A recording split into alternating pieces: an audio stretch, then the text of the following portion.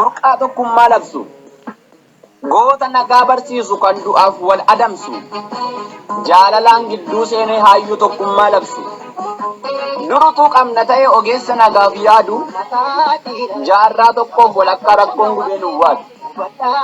Oromoo jabeeffadhu hubataa badhaafamte, biqilaa kee kunuunsi ishee hongeen dhaanamte.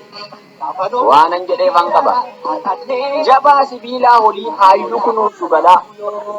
Gorsi ofitti qabi abbichuu abbaa mala. Ormaaf karaa hin banin tokkummaa kee jabeessi. Siidaa jaalalaa dhaabii hundee jibbaa balleessi. Atis jabaadhu abbichuu leenjicha fakkii namaa. Rabbi mirga kee ta'ee si haa baraaru hamaa. Oromoon goota ta'uu akkasumas garraami. Ammayyuutti agarsiisi gaanfa Afrikaa waami. Warra qilee siif baatu hin ilaalin dhaabbattee, kaayyoo kee sirrii sanaaf hin gugguuftu jaallattee hin liqeemsiti. Guyyaa tokko yoo galu harka marattee dhufti. Kanammoo arguuf jira xiqqaan guddaan cufti. Ani dhaamsi siif qabu jabaadhu siidaa dhaabi. Mana loogii diigii akka ofitti qabi. Waa'ee Oromoo ibsiif dhaloota hanga handaaraa. Burqaa tokkummaa labsu abbaa mala.